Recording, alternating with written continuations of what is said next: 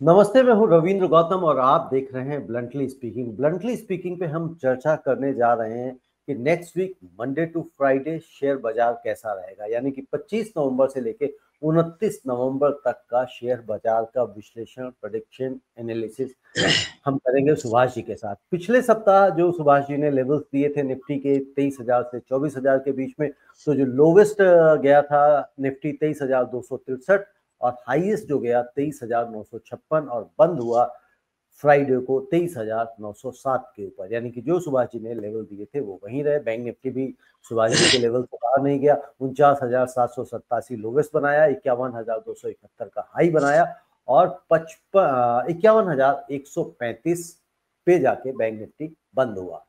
इसमें अगर हम ये देखें तो निफ्टी 557 पॉइंट प्लस पे बंद हुआ है फ्राइडे को और 762 पॉइंट बैंक निफ्टी बंद हुआ है।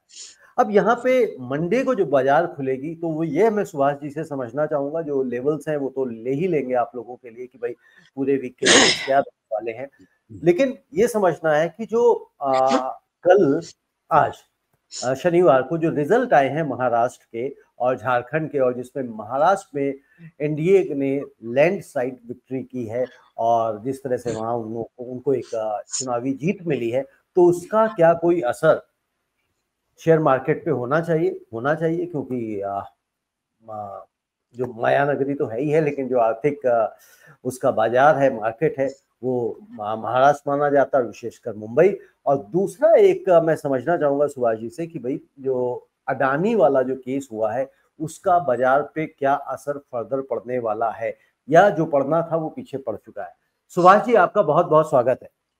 धन्यवाद रविंदर जी, सभी व्यूअर्स को भी बहुत बहुत धन्यवाद जी सुभाष जी, पिछले वीक भी आपके लेवल्स बिल्कुल कहते हैं ना खटाखट हो गए, बिल्कुल पास हुए, कहीं भी बाहर नहीं गए, आपके लेवल में रहे। तो सुभाष जी, पहले तो ये बताइए कि जो ये पुल बैक रैली शुरू हुई है, तो ये पुल बैक रैली क्या इलेक्शन के वजह से आई है या मार्केट में कुछ समीकरण चेंज हुआ है जिसके ऊपर हम लोग पीछे लगातार डिस्कस करते आ रहे थे?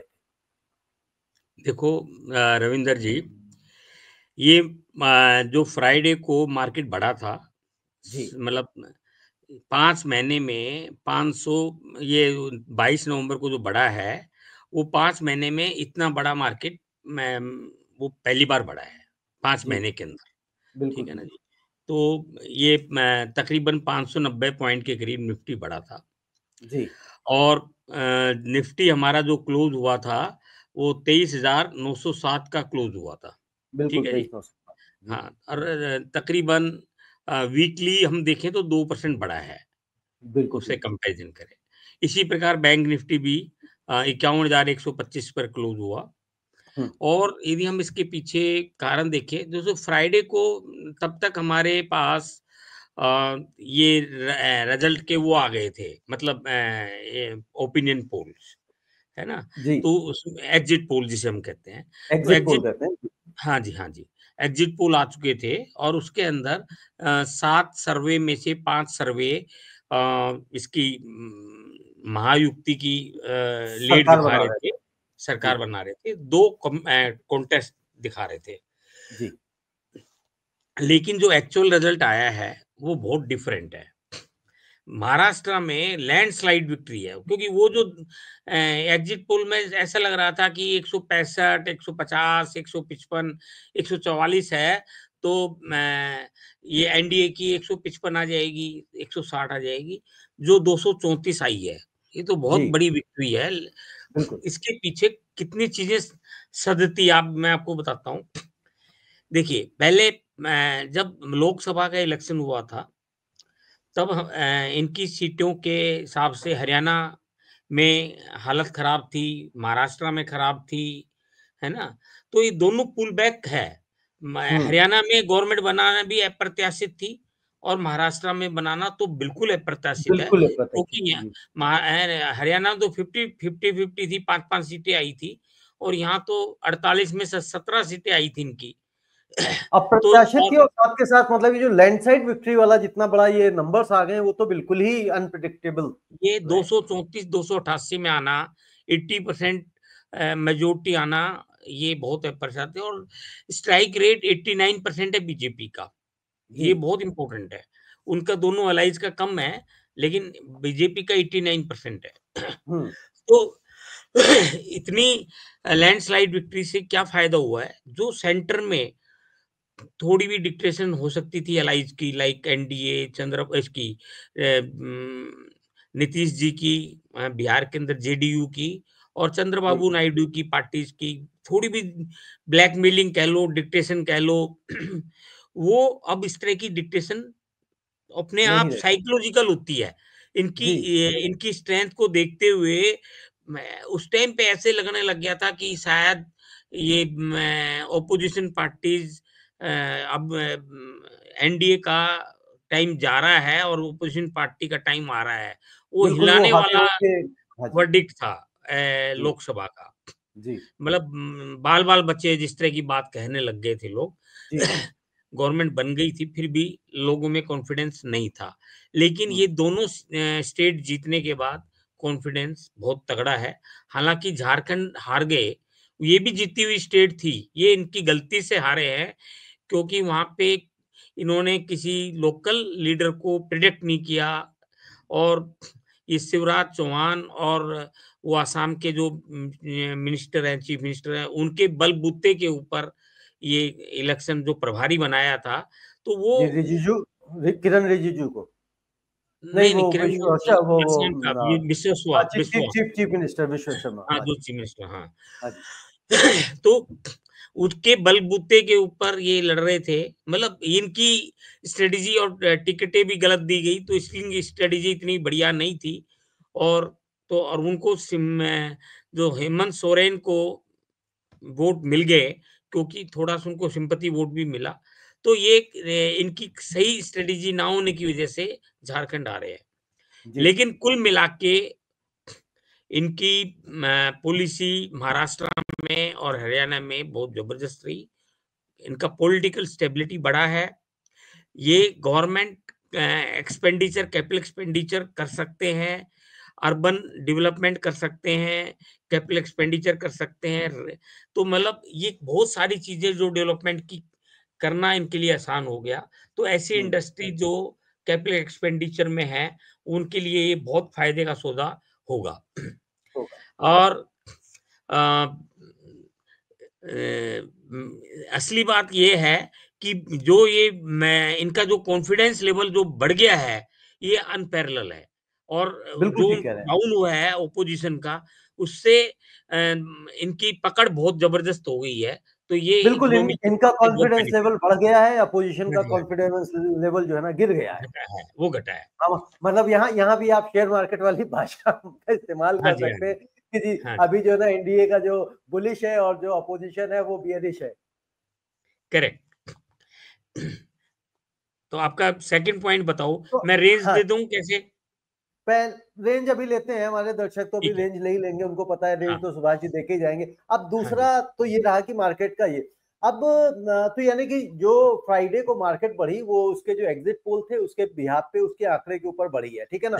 तो हम मंडे का भी आता हूँ, बट एक और चीज बताइए, जो अडानी वाला जो भी केस हुआ है, जैसे अमेरिका में उनके अरेस्ट वारंट जारी हो गए, फिर कीनिया ने थर्सडे को अगेन कुछ $70 करोड़ के जो उनके वो थे वो कैंसिल कर दिए। अ, तो अब अडानी वाला जो केस है, भाई वो क्या अडानी है? वाले केस में हमेशा तो यही होता है कि भाई जब भी ऐसी कोई न्यूज आती है तो एक करेक्शन सी आती है, उनके शेयर्स गिरते हैं और वापस रिकवरी कर लेते हैं। तो अभी क्या अडानी वाले शेयर्स के साथ में यही हालात रहने वाले हैं, एक यानी कि वो इमीडिएटली फिर वापस अपनी पोजीशन पे आ जाएंगे, या दूसरी बात ये मैं पूछना चाहता हूँ उससे क्या शेयर बाजार में भी कोई बहुत ज्यादा असर अब आगे पड़ने वाला है? देखो, पहले तो ये केस क्या है, ये थोड़ा-सा मैं आपको बैकग्राउंड बताता हूँ। जी सेकी एक गवर्नमेंट कंपनी है, जी। ठीक है? जैसे यहाँ इन्होंने से थी। हाँ, अडानी एनर्जी ने और एक अज़ोर ने जी। 12 गीगाबाइट सेकी को डील कर ली, हम्म। और सेकी को ओनवर्ड स्टेट गवर्नमेंट को बेचनी थी, उनका वो बिक नहीं रही थी। जी। तो कई स्टेट को इन्होंने कॉन्ट्रैक्ट दिलवाया। हम्म। क्योंकि 12 गीगाबाइट इन्होंने बेची उसको सेकी को, और सेकी उसको आगे स्टेट्स को बेचनी है इलेक्ट्रिसिटी। हम्म। 12 गीगाबाइट 8 गीगाबाइट का इसके साथ अडानी ग्रीन के साथ था और 4 गीगाबाइट का एजोर के साथ था। और तो ये कह रहे हैं कि वो जो स्टेट ने जो ऑर्डर दिया है सेक्की को, वो वहाँ पे ब्राइबरी हुई है। ठीक है?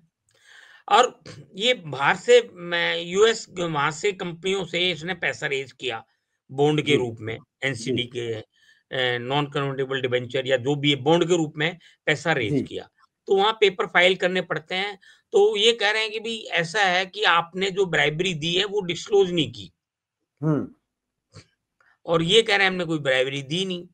हुँ, और उसपे कोई इन्वेस्टिगेशन चल रही थी इसके भतीजे के ऊपर और जी, वहाँ कुछ ऐसा डॉक्यूमेंट उनको हाथ लगे हैं, जिससे इनडायरेक्ट क्लियर हो रहा है कि ब्राइबरी गई है। जी, और वो वहाँ पे उसने जब पैसा रेज़ किया तो उसको ये डिस्क्लोज़ करना था। तो इंडिक्टमेंट का एक नोटिस भेजा है, जिसमें मैं ये अरेस्ट तक का हो सकता है। जी, अब ये अपना केस वहाँ प्रेज़ेंट करेंगे और अपील करेंगे और बाकायदा बताएँगे कि भई हमने कोई ब्राइबरी नहीं करी है। तो ये केस है जी। और तो इससे ये इसमें सुभाष जी और ये कहा जा रहा है कि भई वहाँ से जो इन्होंने बॉन्ड्स के ज़रिए जिस तरह से पैसे आप बता रहे हैं जुटाए और उस पैसों से भारत में 4-5 राज्यों में भी ब्राइब दी है, रिश्वत दी है और उसके बदले में कॉन्ट्रैक्ट लिए हैं। एक ये भी आरोप लगाया जा रहा है। हाँ, मतलब देखो यदि ये रिश्वत है, दी है 1 मिनट।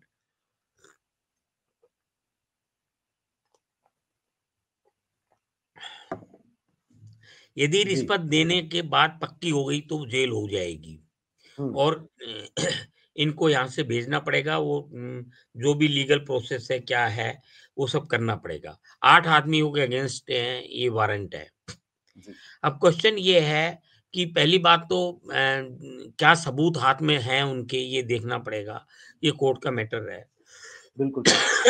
दूसरी बात जो ये कह रहे हैं कि इनको 27,000 करोड़ का बेनिफिट होगा, जो हुँ, इस पूरी डील के अंदर और इसमें 2 ढाई हज़ार करोड़ की रिश्वत गई है, जो एलिग्ड है, जो मतलब चार्ज लगा है और बिल्कुल।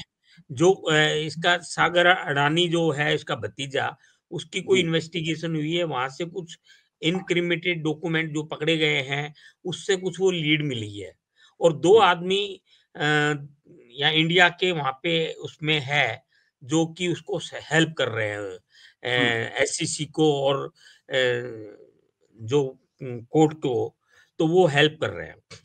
मतलब इनसाइडर है यू कैन से। बिल्कुल।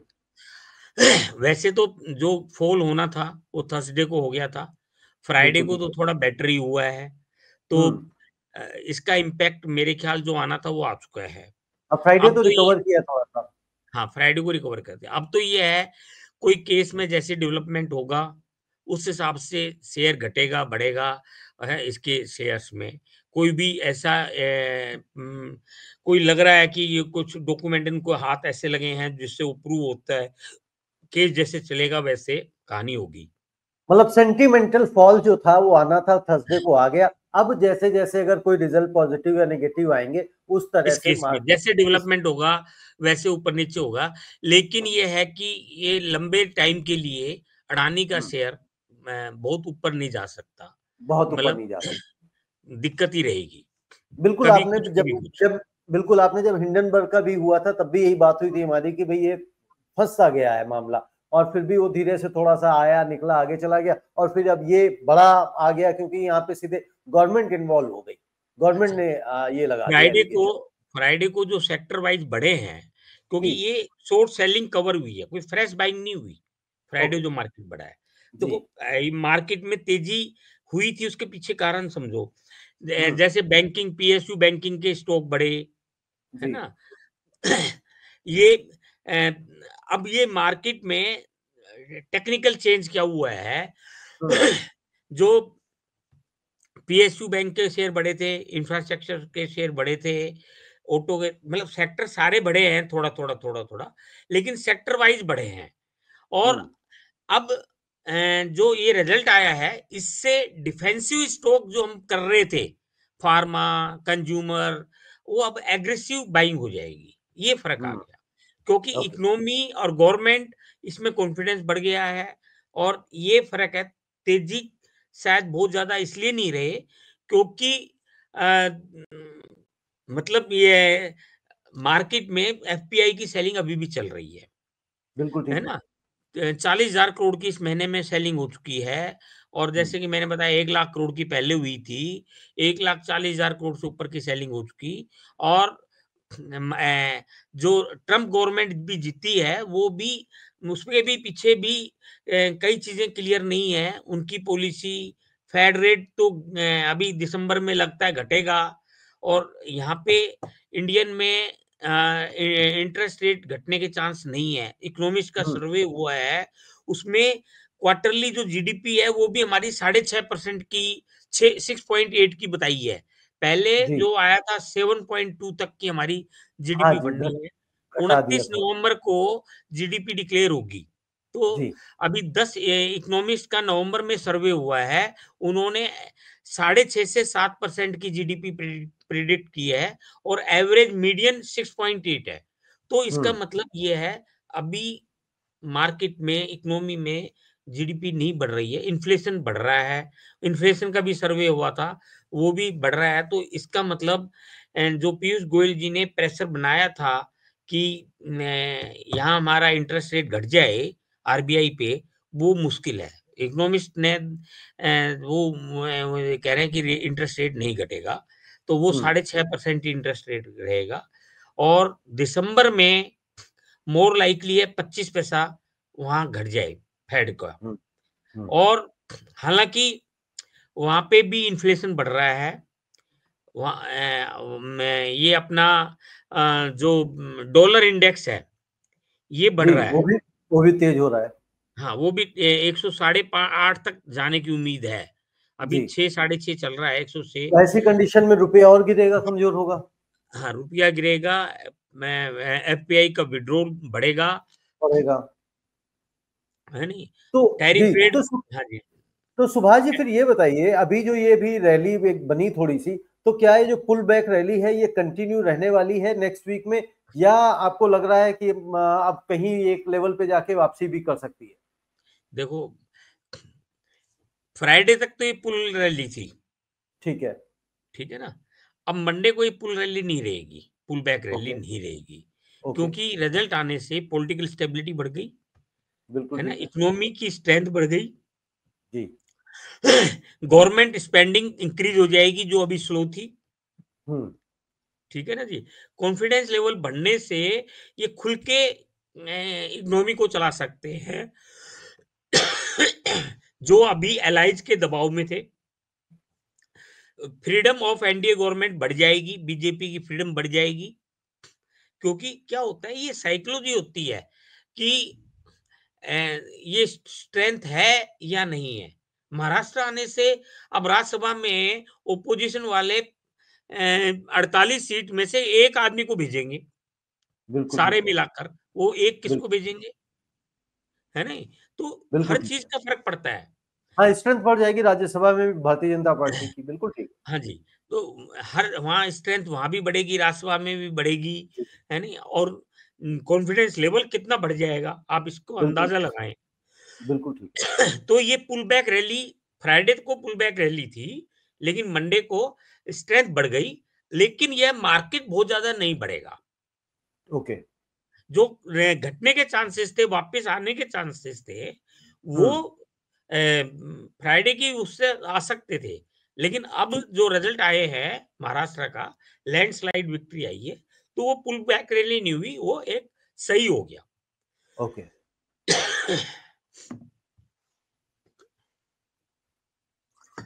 पोल्यूशन की वजह से सभी के गले खराब हो हाँ, रहे हैं। हाँ, गले खराब है। बिल्कुल, हाँ, और जो लोग बाहर जाते हैं वो प्लीज मास्क वगैरह का इस्तेमाल अवश्य करें, क्योंकि सुभाष जी का भी खराब है, मेरा भी खराब है।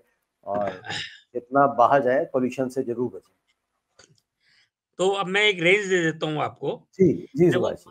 23,550 और 24,450 निफ्टी में, 23,550। 550 से 24,450। 24,450। हाँ, 24,450। 400, ये तो निफ्टी हो गई। और बैंक निफ्टी का मैं दे रहा हूँ आपको 51,125 क्लोज हुआ था, 50,500 और 52,500। 50,500 और 52,500। हाँ जी। तो इसमें 2,000 पॉइंट का आपने वो दिया है हाँ, इतना रेंज। इतना मूवमेंट हो रहा है बैंक हाँ, निफ्टी के अंदर। हो रहा है, बिल्कुल ठीक कह रहे हैं आप। हाँ बिल्कुल, देखिए 49,787 से 51,271, तो यानी कि ये मोटा मोटा कितने 1,500 पॉइंट की मूवमेंट रही है ये हाँ पिछले जी, हाँ हफ्ते। जी। और बिल्कुल। ये इंडिया वीआईएक्स हमारा जो है ना, ये 16.1 का है। तो हम्म। ये भी एक फियर इंडेक्स होता है, ये बढ़ा है, थोड़ा फियर बढ़ ओके। गया, है ओके। ना? लेकिन ये फिगर फ्राइडे की है। जी। रिजल्ट के बाद ये मैं अब थोड़ा-सा ठीक हो जाएगा। ओके। उसी सुभाष जी, प्रकार थोड़ा सा आई ये विक्स भी समझाइए जरा दर्शकों को कि ये विक्स कितने बढ़ने के बाद कितना, क्योंकि जब लास्ट इलेक्शन टाइम पे तो आई थिंक ये 25-25, 30-30 तक चला गया था शायद, 30 से भी ऊपर देखिए चला गया तो था ना। 14 से नीचे रहता है ना, तो जी जी। मार्केट में ये जितना वोलेटिलिटी में ये जितना बढ़ता जाता है, ये उतना नेगेटिव है ओके। और जितने कम होता जाता है, ये इतना पॉजिटिव है। मतलब तो 14 से 14 ऊपर 14 से से ऊपर नीचे का। जो है ना पॉजिटिव है और 14 से ओके। ऊपर डिग्री जितनी बढ़ती जा रही है, उतना नेगेटिव है। नेगेटिव। ओके। ओके। मतलब वोलेटिलिटी इंडेक्स मतलब वोलेटिलिटी बढ़ रही है। हाँ जी, हाँ मतलब जी, आदमी है ना वोलेटिलिटी। कंफर्टेबल नहीं है। हाँ, शेयर कब एकदम कब जिग जाऊं, ऊपर नीचे क्रैक हो हो रहा है जाएगा तो पता ही नहीं लगे। स्टेबिलिटी नहीं है। बिल्कुल इसी ठीक। प्रकार रिलेटिविटी स्ट्रेंथ इंडेक्स होता जी यार, ऐसा ही। है ना? आरएसआई जी। ये जी। भी 40 के आसपास है, जी। 40-45 के आसपास। तो ये बढ़ा हुआ जितना है वो 60 से ऊपर हो उतना बेटर है, वो मार्केट तेज है और उससे ठीक है। नीचे है तो मार्केट डाउन है। ओके। तो तो ऐसा। आरएसआई फ्राइडे के बेस जी। पे कम है ना? कम है। तो ये मुझे लगता है मंडे को तेज हो जाएगा। मंडे को तेज हो जाएगा। तो इसी प्रकार हम है ना हम जी। डेली मार्केट मूविंग एवरेज निकालते हैं कई हाँ। 10 days 20 days 50 days 100 days 200 days है हाँ, ना सब तो लोग अपनी अपनी निकालते हैं जी। हाँ, 5, हाँ 10, तो 15, ये 20 जी। तो वो उसके हिसाब से एक है moving average exponential moving average होता है ईएमए हाँ, एक डीएमए होता है, एक ईएमए होता है, एक और एक डीएमए एसएमए एक भी होता है। ईएमए हाँ, एक हाँ एसएमए भी होता है, सिंपल मूविंग एवरेज। हाँ, सिंपल मूविंग एवरेज भी होता है। जी। तो ये सारे चार्ट बनते हैं, जिससे जी। आपको पता लगता है कि प्रिडिक्शन जो हम कर रहे हैं ना, इस कई जी। चार्ट को देख के बनाना पड़ता है। हम्म। मतलब 2 बिल्कुल। तरीके से है मार्केट, एक तो होता है टेक्निकल, एक होता है जी। फंडामेंटल। मैं फंडामेंटल। आपको ग्लोबल मार्केट, ग्लोबल क्यूज़ बहुत बढ़िया है, जैसे इसमें ग्लोबल क्यूज़ बढ़िया है, जी। आप यदि देखोगे तो यूएस का मार्केट 10% बढ़ा है और हमारा जी। 10% घटा है।